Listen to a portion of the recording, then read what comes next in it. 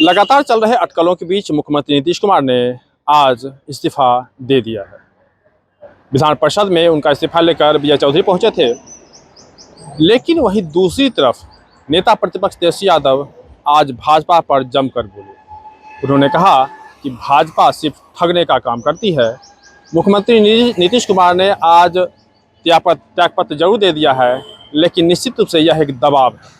उन्होंने कहा कि भाजपा दबाव देकर मुख्यमंत्री नीतीश कुमार को आज इस्तीफा दिलवाया है। उन्होंने कहा कि देखिए, यह तो एक प्रावधान है और संवैधानिक प्रावधान है, जिसके तहत कोई शख्स अगर दूसरे सदन में अगर जाता है तो पहले सदन से उन्हें त्यागपत्र देना पड़ता है। तो उस हिसाब से उन्हें राज्यसभा चुके जाना है, इसलिए उन्हें यहाँ से त्यागपत्र उनको देना आवश्यक था। लेकिन यह सारी जो प्रक्रिया हो रही है, इसमें मुख्य बात यह है कि यह भाजपा के दबाव में किया जा रहा है। उन्होंने कहा कि हमने तो शुरुआत के समय में ही, यानी कि चुनाव के समय में भी कहा था, चुनाव से पहले भी कहा था कि अगर बिहार में भाजपा की सरकार अगर बनती है, एनडीए की सरकार अगर बनती है, तो भाजपा सबसे पहले मुख्यमंत्री नीतीश कुमार को रास्ते से हटाएगी। यानी सीएम के फेस को लेकर भाजपा यही कोशिश कर रही थी कि किसी भी तरह मुख्यमंत्री नीतीश कुमार को यहाँ से हटा दिया जाए। और अगर ऐसा नहीं है तो आखिर मुख्यमंत्री नीतीश कुमार के चेहरे को दिखाते हुए चुनाव भाजपा ने क्यों लड़ा? नेता प्रतिपक्ष ने स्पष्ट रूप से कहा कि मुख्यमंत्री नीतीश कुमार के चेहरे को दिखाते हुए भाजपा ने चुनाव लड़ा और यह कहा कि यही मुख्यमंत्री होंगे। लेकिन अब देखिए, इतने कम समय में जिस तरह से भाजपा ने खेल किया है और अब मजबूरी में मुख्यमंत्री नीतीश कुमार को यहाँ से जाना पड़ रहा है। वह कौन सी मजबूरी है, वह कौन सा दबाव है, यह तो मुख्यमंत्री नीतीश कुमार ही समझे। लेकिन जो प्रक्रिया हो रही है, जो जिस तरह का वातावरण बन रहा है, जिस तरह की चर्चाएं हो रही हैं, स्पष्ट है, जिस तरह से वो दिख रहा है, यह स्पष्ट है कि भाजपा के दबाव में आकर मुख्यमंत्री नीतीश कुमार ने यह फैसला किया है। उन्होंने कहा कि भाजपा कैसे ठगती, इस बात को समझिए। उन्होंने फिर कहा कि देखिए, चुनाव के समय में इन्होंने कहा था कि जो बिहार की जो महिलाएं हैं उन्हें 10-10 हज़ार रुपया दिया गया था और यह भी कहा गया था कि बाकी के 1,90,000 रुपये भी दिए जाएंगे, लेकिन कब दिए जाएंगे पता नहीं। तो ये भी देखना होगा कि क्या भाजपा ने जिस तरह से घोषणा मुख्यमंत्री नीतीश कुमार से करवाया था कि ये 2 लाख रुपये महिलाओं को मिलेंगे, तो यह अब 1,90,000 जो बचा हुआ है वो क्या वाकई में मिलेगा, नहीं मिलेगा, यह भी देखना होगा। उन्होंने यह भी कहा कि हमने कहा था कि अगर मेरी सरकार अगर बनती है तो 200 यूनिट बिजली फ्री करेंगे। उन्होंने कहा कि जिस समय इस बात की घोषणा की गई थी, पूरे देश में जो बिजली का जो रेट है, वह उसकी अपेक्षा बिहार में बिजली का रेट उस समय भी ज़्यादा था। और आप देख लीजिएगा कि अभी बंगाल में और असम में चुनाव होने हैं और जैसे ही चुनाव खत्म होगा, बिजली का भी रेट बढ़ेगा, पेट्रोल का भी रेट बढ़ेगा, डीजल का भी रेट बढ़ेगा और हर चीज़ का रेट, यहाँ गैस का भी, एलपीजी गैस का भी रेट बढ़ेगा। तो जिस तरह से उन्होंने ये भी हमला करते हुए कहा कि जिस तरह से एलपीजी की हालत है, पेट्रोल डीजल की जिस तरह से हालत है, जो रेट की बात कर रहे हैं, उसमें बेतहाशा वृद्धि होगी, बस चुनाव खत्म होने दीजिए। यानी कि बंगाल और असम का चुनाव खत्म होने दीजिए। उन्होंने लगातार कहीं ना कहीं उनके बातों से, उनके बड़ी लैंग्वेज से, उनके जो बयान जो आज तेजस्वी यादव दे रहे थे, वह कहीं ना कहीं मुख्यमंत्री नीतीश कुमार की तरफ सॉफ्ट दिखाते हुए भाजपा पर लगातार हमला कर रहे थे। उन्होंने कहा कि जो भाजपा है उसका सिर्फ एक ही ध्येय होता है कि किसी तरह मेरी सरकार बने। अगर ऐसा नहीं था तो आखिर क्यों मुख्यमंत्री नीतीश कुमार का चेहरा दिखाते हुए चुनाव लड़ा गया और फिर अब ये सारा चीज़ हो रहा है। तो कहें तो कुल मिलाकर कहें तो हालांकि आप सुनिए कि आखिर क्या कुछ कह रहे हैं तेजस्वी यादव और किस तरह से लगातार वो भाजपा पर हमलावर हो रहे हैं। दूसरे सदन में कोई भी अगर चुना जाता है तो एक सदन से जो है इस्तीफा दिया जाता है, उसी फॉर्मेलिटी में उन्होंने दिया है। लेकिन बात वो नहीं है, बात ये है कि बिना उनके मर्जी से ये निर्णय जो है दबाव में लिया गया है। जाहिर सी बात है कि बिहार में भाजपा के लोगों ने नीतीश जी को तो ठगा ही, साथ ही साथ बिहार की जनता को भी ठगने का काम किया है। नीतीश जी को ठगा। हम लोग शुरू दिन से कहते थे कि उनको मुख्यमंत्री जो है पद पर अगर भाजपा एनडीए की सरकार आती है तो रहने नहीं दिया जाएगा। आज वही बात जो है साबित हुआ है। दूसरी बात ये भी साबित हुआ कि चुनाव में जो इन लोगों ने धन तंत्र और मशीन तंत्र लगाया था और माताओं बहनों से ये कहा गया था कि 2 लाख रुपए मिलेंगे, चुनाव के समय 10,000 रुपया दिया गया और बाकी बोला गया चुनाव के बाद 1,90,000 रुपया दिया जाएगा। अब कब मिलेगा ये पता नहीं। बिहार की महिला मतदाताओं को भी इन लोगों ने ठगा और यही नहीं बल्कि जो 125 यूनिट फ्री बिजली की जहां तक बात थी, जो हम लोगों ने कहा था कि हमारी सरकार आएगी तो 200 यूनिट फ्री बिजली देंगे, तो आज समझिए बिहार में पहले से ही चुनाव से पहले से ही देश भर में सबसे महंगा बिजली मिलता है। अब जो है बिजली की दरों जो है और जो है बढ़ाई गई है। यानी ये केवल और केवल ठगों की सरकार है। बिहार की जनता को ठगा, नीतीश जी को ठगा, तो जो अपनों को इन लोग ठग सकते हैं तो समझ सकते हैं कि बिहार की क्या स्थिति होने वाली है। गैस हो, डीजल हो, पेट्रोल हो, महंगाई जो है चरम सीमा पर अभी पहुंचेगी।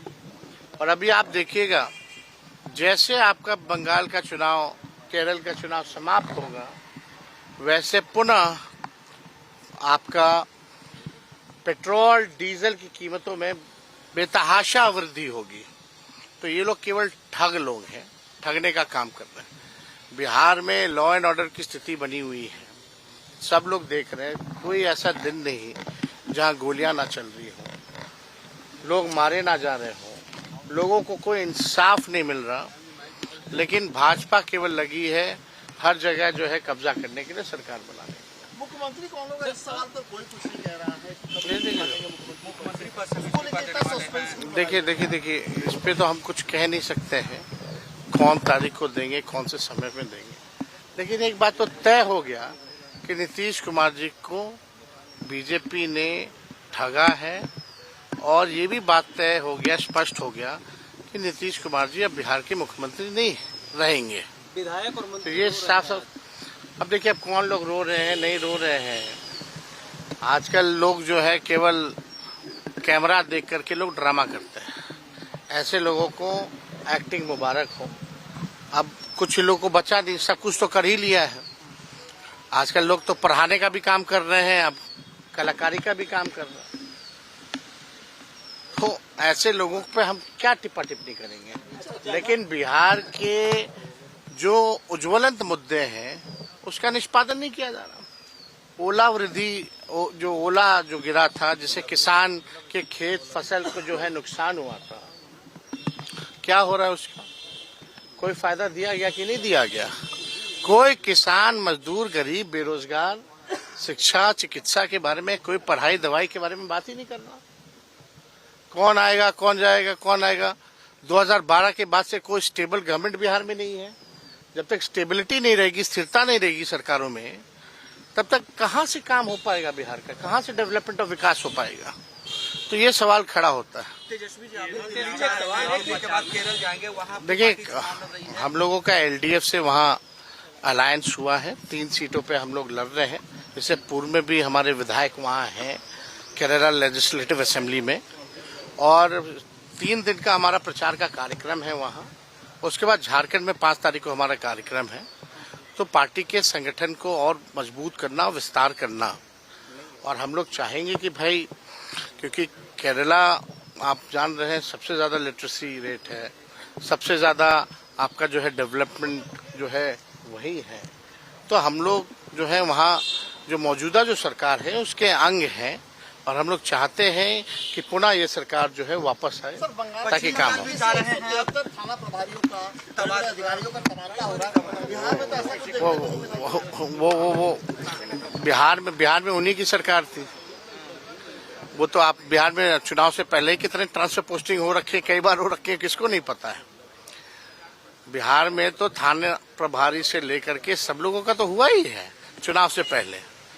और इलेक्शन कमीशन को तो वही करना है जो बीजेपी से जो लिस्ट आता है, कॉपी एंड पेस्ट करके ऑर्डर निकालना है। केवल ऑर्डर आता है कहीं और से और इलेक्शन कमीशन कॉपी और पेस्ट करता है, अपना निर्णय तो कोई लेता है नहीं। तो इस पे हम सब लोग जान रहे हैं कि जो राज्यों में जो चुनाव है, हम लोगों की पूरी शक्ति हम लोग लगाने का काम करेंगे ताकि वहाँ भाजपा जो है ना आए। ममता बनर्जी कह रही है कि पश्चिम बंगाल में उनका खतरा है, जान का खतरा है, बता रही है ममता बनर्जी। देखिए आप एक बात समझ जाइए कि बंगाल में भाजपा नहीं आने जा रही है, ना ही केरल में भाजपा आने जा रही है, और दोनों जगह जो है भाजपा की जो है करारी हार होने वाली है। निशांत का कोई राजनीतिक भविष्य है क्या नीतीश जी के इस्तीफा देने पर? अब देखिए, अब हम इस पे कोई टिप्पा टिप्पणी तो करना नहीं चाहेंगे, लेकिन कोई भी अगर नौजवान राजनीति में आएगा तो हम उसका स्वागत ही करेंगे। तो आपने सुना कि किस तरह से तेजस्वी यादव ने लगातार एक एक बात को रखते हुए, चाहे वो एलपीजी की बात हो, पेट्रोल की बात हो, बिजली की बात हो, महिलाओं को दिए गए आर्थिक मदद की बात हो, और अंत में उन्होंने कहा कि देखिए समस्या क्या है, जो ज्वलंत मुद्दे हैं जो बिहार के, उससे सरकार को कोई मतलब नहीं, यानी कि भाजपा को इससे कोई मतलब नहीं है, लेकिन जो ज्वलंत मुद्दे हैं उन पर लोग चर्चा ही नहीं करते। उन्होंने कहा कि अभी 4 दिन पहले जो ओलावृष्टि जो हुआ था उसमें किसानों के फसल बर्बाद हो गए, लेकिन उस बात की चर्चा कोई नहीं करता कि आखिर जिस किसान के जो गरीब हैं, किसान हैं जो आर्थिक रूप से काफ़ी कमज़ोर हैं, गरीब हैं, तो उनके बात को आखिर क्यों नहीं उनकी बात की चर्चा क्यों नहीं की जाती है? क्या उन्हें आर्थिक जो है वह मदद मिलेगा, नहीं मिलेगा, वो मदद मिलना है या नहीं मिलना है, इस बात पे भाजपा के कोई भी लोग इस बात की चर्चा नहीं करते हैं। चर्चा यही करते हैं कि कब आ रहे हैं, कब जा रहे हैं, कौन मुख्यमंत्री बनेगा, नहीं बनेगा, बस यही सब चर्चाएं हो रही हैं। यानी सारा का सारा ध्येय सिर्फ इतना ही है कि बिहार में मेरी सरकार कैसे बने, बिहार में जो मुख्यमंत्री का चेहरा हो वो भाजपा से कैसे हो, बस इसी बात की चर्चा होती है। कुल मिलाकर उन्हें अंत में यही कहा कि भाजपा सिर्फ और सिर्फ ठगने का काम करती है, यह ठग है और ठग कर ही सरकार बनाती है और लोगों को बेवकूफ़ बनाती है। तो इस तरह से लगातार आज नेता प्रतिपक्ष तेजस्वी यादव ने कहा, अब आज मुख्यमंत्री नीतीश कुमार ने इस्तीफा दे दिया है, अब देखना होगा कि नई सरकार का गठन कब होता है। और जिस तरह से आज आईपी गुप्ता ने भी जिस तरह से मुख्यमंत्री नीतीश कुमार की बात कही, कुल मिलाकर कहें तो अगला कदम क्या कुछ होता है, क्या कुछ रणनीति बनती है, यह देखना फिलहाल बाकी है। पटना से अमर उजाला के लिए कृष्ण बल्लभ नारायण। आपके राज्य की खबरें, आपके शहर की खबरें सबसे पहले जानने के लिए देखते रहें अमर उजाला। चैनल को सब्सक्राइब जरूर कर लें और पाएं हर अपडेट।